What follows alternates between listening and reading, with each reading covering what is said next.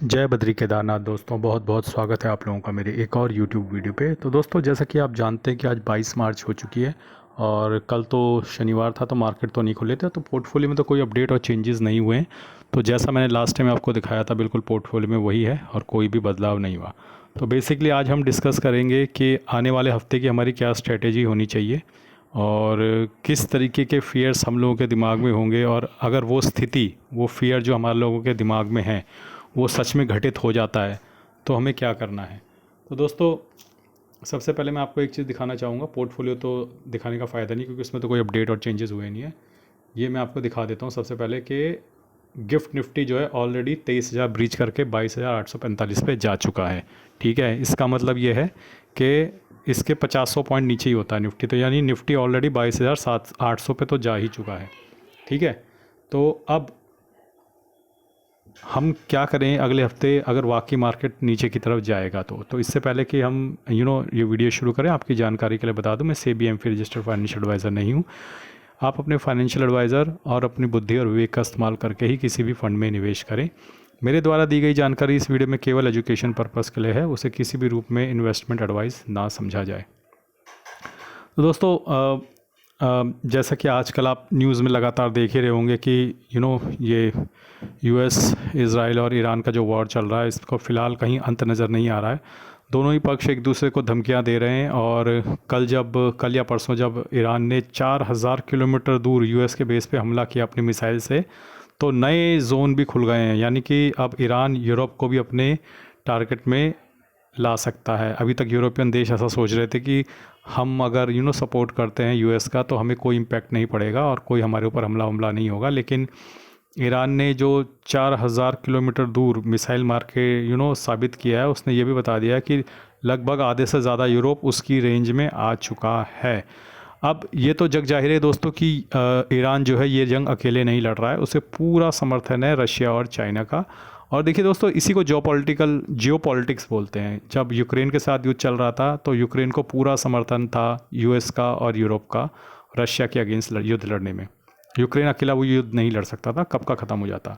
और अब ईरान के अगेंस्ट जब यूएस, यूरोप देश लड़ रहे हैं तो रशिया उसे पूरा सपोर्ट कर रहा है। ये जो टेक्नोलॉजी आ रही है, ये जो 4,000 किलोमीटर के रेंज में ये युद्ध होते होते इन्होंने अपनी रेंज 2,000 किलोमीटर से 4,000 किलोमीटर कर दी। ये कोई ऐसा नहीं है कि ताज्जुब नहीं होना चाहिए कि इन्होंने खुद क्रिएट कर दी युद्ध के दौरान। ये टेक्नोलॉजी ने सीधा इंपोर्ट करी गई है, या तो रशिया से या चाइना से, और ये इनको दे दी गई है कि भैया मारो, यूएस के, यूरोप के देशों पे मारो। इन लोगों ने हमें बहुत परेशान किया था जब यूक्रेन वाला युद्ध चल रहा था। दिस इज़ जियोपॉलिटिक्स, यहाँ पर ऐसा होता है।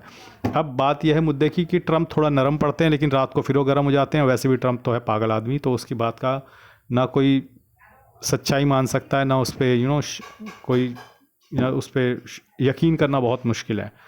तो जैसा कि मैंने अपने कल के वीडियो में बताया था कि there is a good enough possibility कि निफ्टी जो है 20,000 तक जा सकता है, लेकिन 20,000 तक जाने के कुछ परम्यूटेशन एंड कॉम्बिनेशन है, वो सब सारी दुर्घटनाएं होनी चाहिए।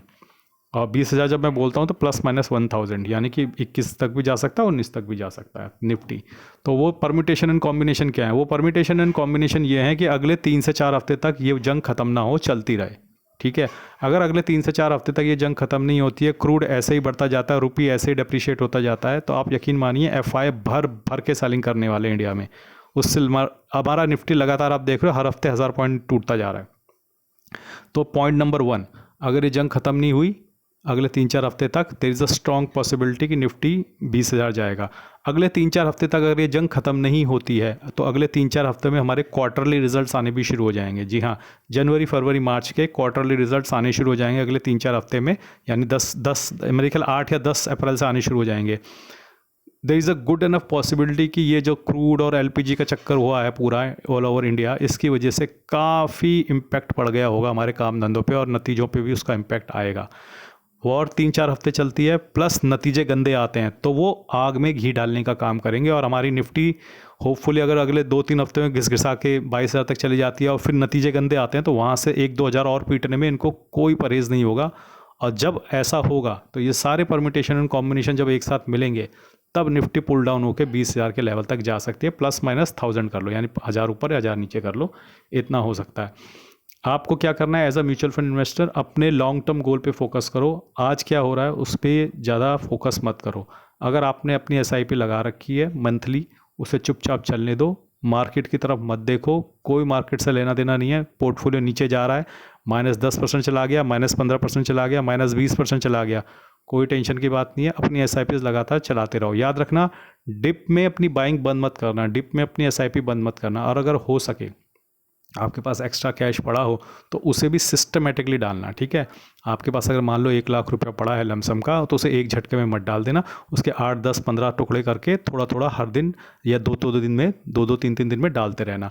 उससे ऐसा होगा आपका जो लमसम अमाउंट है वो भी एवरेज आउट हो जाएगा। पता चला आपने इस लेवल पे 22,800 पे डाल दिया 1000 पॉइंट, वहाँ से निफ्टी 2000 पॉइंट और टूट गया, फिर आप सर पकड़ के बैठ जाओगे, भैया मैंने तो 1 लाख रुपया डाल दिया, अब क्या करूँ।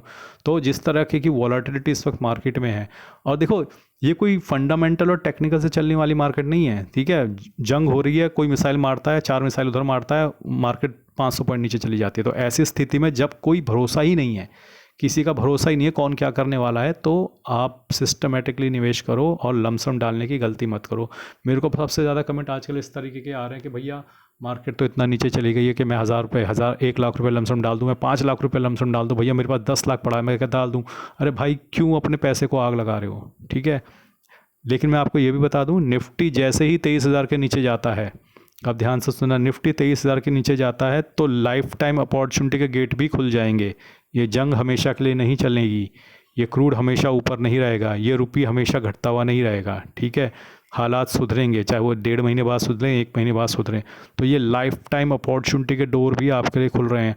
हर 300, 400, 500 पॉइंट यहाँ से निफ्टी गिरता हुआ आपके लिए लाइफ टाइम अपॉर्चुनिटी के डोर खोलता चला जाएगा। आप ये समझो लाइफ टाइम अपॉर्चुनिटी के अगर 10 दरवाजे हैं तो हर 500 पॉइंट, हर 250 पॉइंट पे एक दरवाज़ा खुलता हुआ चला जाएगा। हर 200-300 पॉइंट जब निफ्टी जाएगा तो एक नई लाइफ टाइम अपॉर्चुनिटी आपको दे रहा है। दोस्तों नॉर्मल सिनेरियो में मार्केट इतना नीचे नहीं आ सकता था, इतनी स्ट्रॉन्ग इन्फ्लो है हमारे यहाँ एसआईपीज़ का, नॉर्मल सिनेरियो में मार्केट इतना नीचे नहीं आ सकता था। ये जो पैनिक सेलिंग हो रही है एफआई द्वारा, रिटेलर्स द्वारा, इसकी वजह से मार्केट इतना नीचे आया है। और एक बात आप यकीन रखिए, एक बार चीज़ें सामान्य हो जाएंगी तो ये लोग वापस आ जाएंगे। और अगर आप अपनी एसआईपी बंद कर देंगे तो आपको काफ़ी नुकसान होगा। तो ऐसी सिचुएशन में, ऐसी स्थिति में अगले हफ्ते या अगले आने वाले 1-2 हफ्ते के लिए यही स्ट्रेटेजी होनी चाहिए, अपनी एसआईपी चाहे कुछ भी हो जाए बंद नहीं करना।